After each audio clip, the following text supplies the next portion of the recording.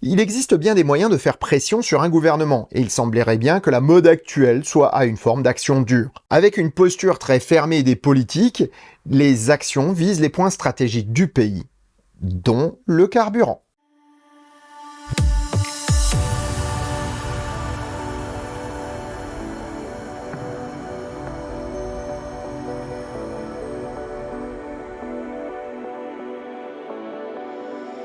Si ça te plaît, mets un pouce vers le haut et commente. Si ça te plaît beaucoup, abonne-toi.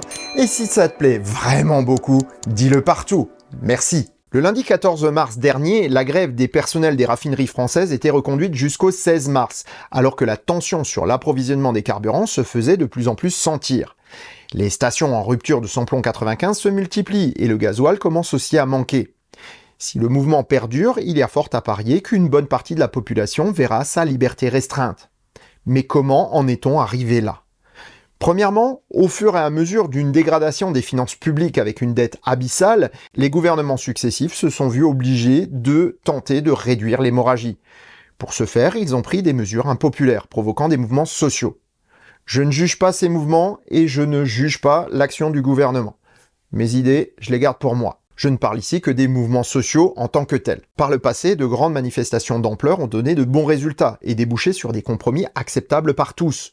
Malheureusement, la crise des Gilets jaunes est passée par là et ce mouvement, aussi légitime qu'il ait pu être aux yeux de ceux qui l'ont lancé, a été une grande erreur d'un point de vue social. Concrétisation de la paupérisation de la société par les réseaux sociaux, les Gilets jaunes ont tenté le pari dont tout le monde a rêvé. Et si un jour on était tous d'accord contre le gouvernement? Malheureusement, cela a produit l'effet inverse, car les meneurs du mouvement n'ont pas cherché de compromis. Ils ont essayé de faire fléchir le pouvoir sans tenter de discuter. Du coup, manifestations et grognes temporaires ne sont plus audibles, et le meilleur moyen de se faire entendre aujourd'hui est de s'attaquer au fonctionnement même du pays. C'était déjà le cas avant, mais depuis les Gilets jaunes, c'est bien pire. Les cheminots l'ont bien compris. Tout comme les agriculteurs. Les routiers par contre n'ont plus autant d'impact qu'avant, depuis que leurs avantages ont rendu leurs prestations bien plus chères que celles des entreprises venues d'Europe de l'Est. Enfin reste le carburant qui est essentiel à toutes les facettes de notre économie et de notre vie de tous les jours. Bloquer les produits pétroliers est un bon moyen de prendre la population en otage sans trop se les aliéner. Couper le courant, et là vous aurez une grande partie de la population contre vous. On ne peut pas couper juste les entreprises ou les particuliers qu'on voudrait bien couper. Couper le courant lors d'une grève, c'est se priver de moyens de communication, mais aussi d'hôpitaux ou de services nécessaires à la sécurité des citoyens. L'image d'une telle coupure serait désastreuse et rendrait tout mouvement de grève très impopulaire. Mais au final, qu'est-ce qu'on peut retenir de ces grèves? Eh bien qu'elles peuvent être légitimes, mais qu'il y aurait de bien meilleurs moyens de faire plier les autorités. À l'aube des années 2000, les États-Unis voulaient instaurer une nouvelle taxe sur le carburant. Les Américains ont tout simplement massivement boudé les stations-service et les compagnies pétrolières ont tôt fait de monter au créneau. La taxe a été retirée en quelques jours. Comme quoi, cela illustre bien que faire une grève ou bloquer une industrie n'est que le fait de quelques-uns et leur donne un moyen d'exister pour revendiquer.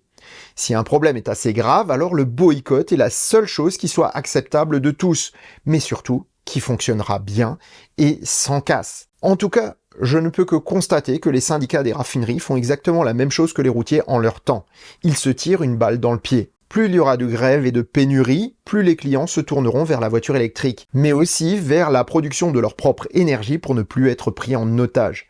Ceci est vrai pour le particulier, mais surtout pour les entreprises et les grosses industries. Et ça, c'est un effet que n'avaient pas anticipé les grévistes. Et sur ces bonnes paroles, je vous souhaite bonne route et vous dis à bientôt pour un prochain épisode du Choucroute Garage. Portez-vous bien. Ciao.